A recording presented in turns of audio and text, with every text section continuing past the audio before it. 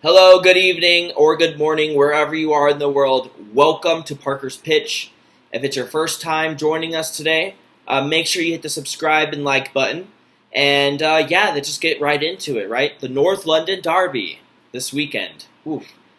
It's the game of the season. It's the one we're all looking forward to, the one we can't stop talking about, or thinking about, rather.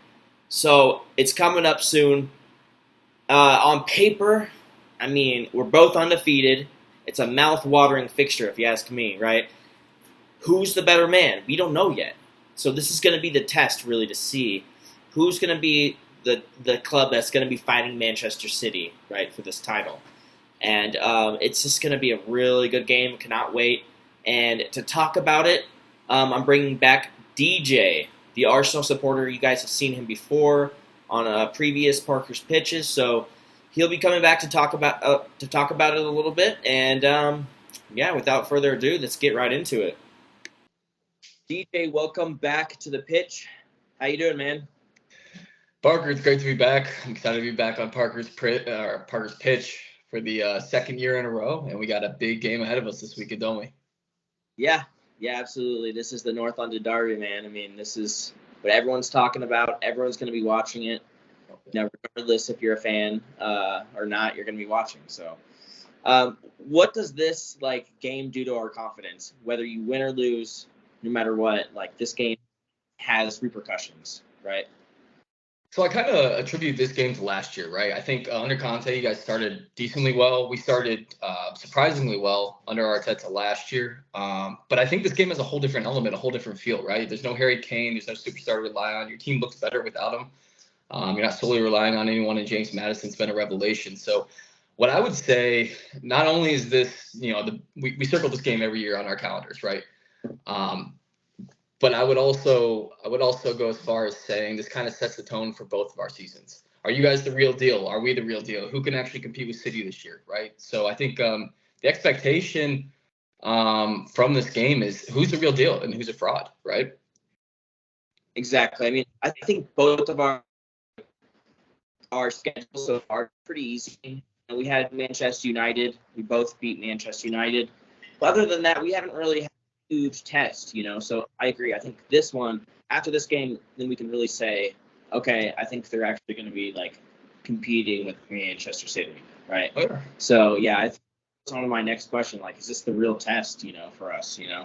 I can't see a bigger fixture right now, right? This is going to determine, who's going to be in the top four for the long run almost, When you're looking at the schedule, you're looking at the teams that are actually performing. I would say anytime there's a matchup between, as of right now, Tottenham, Arsenal, you throw Liverpool, you throw City in the mix. These are all the big dogs that are performing at this point. And even Brighton at this time looks pretty good. We'll see when we get into Europe. Fighting a war on two fronts isn't easy. And we're going to see the same thing in Champions League, right? So, Yeah, this will be difficult. A great test for both teams. I'm excited to get into it. Little nervous, but more so excited. Yeah, absolutely. You have to be a little nervous for a North London derby, right? Unless it's Arsenal a couple years ago when you're at the bottom of the table after the first couple games. This was a few years ago, of course, but anyway, we're both in the mix, and that makes it even more crazy. So yeah. So let's talk about the extra time, because I know extra time is now starting to become a normal in games, 10 minutes, 12 minutes. Do you like that, the new rules, or what do you think about it? I think it's to a point where we just got used to it. I would say this year and almost towards the end or middle of last year, I do kind of enjoy it just because Arsenal was winning games, in the 97th minute against Bournemouth, But typically we've been starting off last year. We started off hot in games, right? And now it's we're building into games. We aren't playing the best football that we played that you saw last year that made us inspiring. In fact, it's more of a control aspect that we're implementing in our game, and you're not seeing the free flowing football that sometimes Arsenal is synonymous with. So it's interesting. We're getting results, but this extra time added to the end of the game. Is it for the consumer? Is it for the players? I'm not really sure, but at least they add more substitutes, right? Because I feel like the more minutes there are, the more knackered players are going to get towards the end of the season. Maybe the more injuries we'll see. It's actually kind of concerning at times. Yeah, I guess it is kind of different between the players or just like the fans watching, right? So for the fans, obviously we love it. We want to see more action. I just don't want to see players, take it to the corner flag and just not even do anything with the ball for like 2 minutes. I want to see that intensity go to the very end. And if you want, obviously, if you're looking for a goal, the extra time is, going to benefit you. But I think it'll be good overall. I think so. I don't know. It just depends on if you're winning or losing. But I just think players are wasting so much time now, and it's always been I don't think just now. But like it's always been a thing, and I'm glad that finally that they're doing something about it. Yeah, I don't know, man. I got a weird feeling about it just because, I watched who did Sheffield play recently? Oh, you guys, right? Sheffield was complaining. The head coach was complaining after the game. He's just like, it feels like the referees are trying to implement a certain style when I know that I have to. Of course, they're playing the Tottenham team that's in form, that's moving the ball. You guys are looking brilliant, right? What they're going to do is set up shop and they're going to waste time. That's what every team is trying to do for survival in the Premier League. That's what they want to do. That dictates the way that they play. And now they're out here giving yellow cards. The red card at the end of the game, that was crazy, but here we are, right? I guess that's a good talking point, right? What do we actually feel about this extra time being put on? And is game management time wasting that big of an issue? I don't know. Well, I did see a play this weekend where the goalkeeper had the ball. I can't remember what team it was or who it was. And they were trying to distribute it out. And and it was only in the first 10 minutes of the game. I think it was Newcastle's game this weekend. Okay.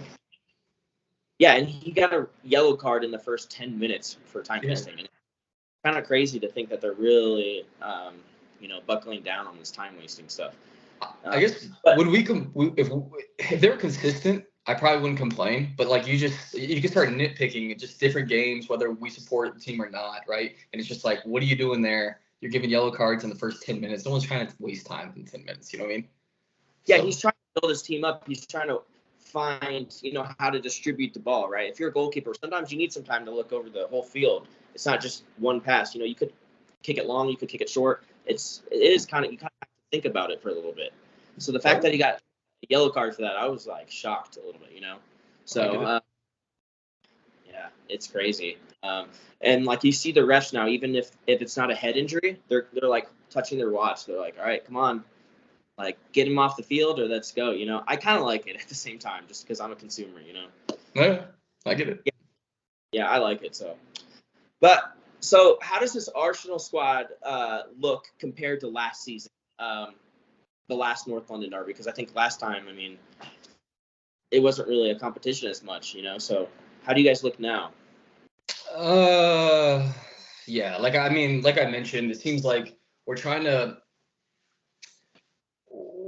institute a little more control in our game, not so much, bash the front door open, score a bunch of goals, and then try to hold on kind of thing. And I feel like that's what we did to an extent last year, which made us really exciting. This year we've been a lot less exciting, in fact, boring at times in games, but we had a lot of control. It almost is, I wouldn't say to the extent to the pedigree of Man City, but it looks like we're trying to implement some kind of control in the game, more possession, maybe not doing so much with it. And that's kind of concerning at times because, we have not played free-flowing football. You haven't seen some of the sexy goals that we created last year. In fact, you're seeing more of last-minute winners or maybe the ball shouldn't have gone in. A guy mishits it and it goes in and things like that. And I'm not super excited about it. I don't think we're playing our best footy, but also I'm seeing the best football that I've seen out of you guys in I don't know how long, man. It's concerning. It's concerning, especially when we're stacking up against two different teams. But then again, you guys might have dominated Sheffield, but you weren't clinical till the end. And I don't know. I think everything is to play for. Yeah. Yeah, it's gonna be crazy, I think. Like we said earlier, this game is determined, who's gonna be fighting for that title. And I'm not trying to get ahead of myself. A lot of Spurs fans are, and I'm trying to hold off a little bit and jump on the bandwagon after Arsenal. And then after Arsenal, we have Liverpool. So it's 2 games right in a row that are really important. So I'm wait a little bit. In a couple weeks, then the Spurs fans will know if this is for real or not. So I can I can sympathize with that a bit, right? So after this game, we play Bournemouth, right? And then we play Man City. So it's not easy for anyone. But then again, we'll get into predictions later. But we have some history at the Emirates Stadium that we should probably talk about. Oh yeah, just you mean Arsenal against Spurs, like North London Derby? Yeah. Yeah, I mean, yeah, we don't get results there. We don't ever pick up results. 2011. 2011 was the first time, or the last time. For probably the first and last time. Yeah, no, it's like that's what I'm saying. If we can get a result at the Emirates, that'll be huge for us. Even if we draw, like just a draw is great for us. Like that means we are definitely competing because you guys are obviously going to be up there in the top, same as last year. Just becoming, a nuisance for Manchester City and Pep Guardiola. I mean, our team though, to speak about Spurs, like we're completely different than last year. Like we have a new back line, new midfield. Basuma's like we had Basuma before, but now he's found his form, and no Harry Kane either. So it's a lot different of a team, but I don't know. I think it's for the better. So I mean, obviously we're doing good right now, and we're getting the results that we need to. And these are two teams, right? Arsenal, Spurs. Like we know how to get a result no matter what, and that's why I think it'll be such a good game. When you look at Spurs, the last game, we just refused to lose. We had to get a point. We had to get at least a point, and we ended up with 3. But so we'll fight to the very end. And so, what is your prediction? Score prediction, and what do you think will happen this weekend? First of all, I kind of want to go off what you were saying. I'm really impressed by you guys. So it's interesting having a dangerous. I don't know if you call him dangerous yet, but he did score a goal with Charleston. So I mean, I assume we're going to see him starting up top, correct? And then maybe move Son out wide. I don't know. I mean, I would start with Charleston up top just because of his nasty behavior. He's kind of a menace to defenders, and if he's finally getting on the score sheet, that's an aerial threat. You could always cross the ball into, right? And anytime you have a set piece, anytime you have matters on the ball, man, you never really know what's going to happen. And the quality he has is incredible. And you spoke a little bit about Basuma, and I really like Basuma at Brighton. I think Conte never knew how to get the best out of him, nor did he fit in Conte's system. And Ange Ball has just unlocked him. And now look at this. Your midfield's running rampant. You're looking fantastic. And there's a bit of skill and flair in him, and I didn't see it Brighton. And I thought it was just a shutdown defender, possess a little bit more, but I'm watching him, beat people on the dribble, right? So it's incredible. All that being said, I think Arsenal's going to pull off. We don't keep clean sheets at home unless maybe Raya replaces. Oh man, why am I losing? Ramsdale. Yeah, maybe Raya replaces Ramsdale, and maybe we keep a clean sheet, but we can't keep clean sheets at home. So I think 2-1 victory for the Arsenal is where I'm going with. Last year I predicted 3-1. We were both in different places. I think it's going to be a nervy contest. Yeah, nervy is that's a good word to put it. So. Yeah, I think you guys would do better with what is this, Reina, is it? Yeah, he's better with the ball at his feet. Yeah, and I think he's a better shot stopper too, according to like some of the stats I've seen. I saw some stats recently, and he has more like saves. Well, he has more saves because he played at Brentford. Oh, that's a good point too. Yeah, I don't know. I mean, I'm high on Ramsdale, obviously, just being a homer myself, but after seeing Raya play in our last game, he could do no wrong. But I mean, we played Everton, right? So it's not like we played a world beater of a team. I think it'll be interesting tomorrow to see how we do in the Champions League. But that being said, yeah, I think it's gonna be a nervy experience. You guys have quality. I'm not gonna disrespect Spurs. Actually, I really hope there's more competition in the Premier League, just because I hate to see. No one likes to see a 1-horse race. A 2-horse race is okay, but if you can make it a 3-4-horse race, everyone's entertained. You know what I mean?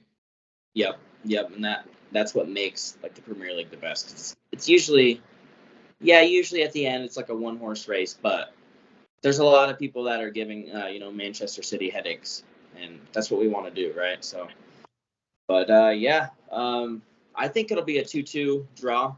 I'm only saying because I think you guys will edge it like in the stats. Like we probably have more like shots on target, maybe some more possession. We try to keep more possession, but I think, I don't know, at home against Arsenal, I don't know. It's going to be, it's a question mark really, but I think it'll be a draw. I think we'll we'll get a goal at the end again and just manage to get a result. So let's go a little wild here. Any predictions on the goal scores? Goal scorers. So I think it would be a good idea to put Richarlison up front. It's like you score last weekend, and you get a starting position the next weekend, right? That's how it should work, right? Just to get his confidence up. Like, if I score, I'll start. Yeah. I don't want him to think if I score, I'll still be on the bench next weekend. I'd agree with that. So, yeah, I want him to start because I want him to be like, well, if I keep scoring, I'll just keep starting, and that's what he wants to do. So, and we're really not a threat on the crosses or, like, on free kicks without Richarlison up in the air, because he's the only person I feel like that can get up in the air, put a ball in, like a header in. So yeah, someone's not very physical.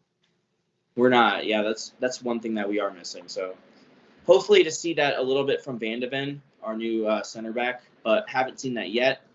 So, but yeah, I think Richarlison would be a good idea, just to get his confidence is finally getting up. I don't know. We might as well see, what he can do, and if he's playing every day or every weekend, that's how he's going to get how I think we'll get the best out of him. Because we had the confidence, we all knew what he could do there. So he's your goal scorer. He's your goal scorer. Yeah, I want him to start, and I want him to score a goal and continue that, because when he's scoring, I really think that our whole team is the goals are just gonna start flooding. So okay, I mean, if you get a striker that's on fire, so that's gonna parlay pretty well into what I'm saying. I think Jesus scores. He has a knack of showing up in big games. I think he scored against you guys last year. Pretty horrible goal, by the way. Thank God Lloris is getting shipped on. But I think Jesus shows up, scores for us. And I also think, since I said 2-1, I think Madison's scoring for you boys. I think it's going to be a perfect free kick. That's just the player he is, just quality. And then on top of that, I think it's going to be edged out by our star boy, Bukayo Saka. Yeah, he is your star boy, isn't he? He is. Cutting in on his left and just curling it. Yeah. I just saw a photo with him and Son next to each other during one of the photo shoots of Dude was at the Fashion Week, yeah. Yeah. So that was cool to see them two together. I was like, I love Saka on Spurs. I gotta be honest with you. So I was looking at some tabloids and headlines, right? And I saw that Son was he's chirping a little bit. He's what a little bit? He's chirping. He was just talking about how Arsenal's not ready for this version of Spurs. And I was like, oh man, all right, let's go. Yeah, making it personal, baby. This is what we wanted. Yeah, I mean, you got to make the North London Derby even better, just juicier than it already is, right? Just just create some more drama. So cool. So yeah, we're both excited for it, and that's about it.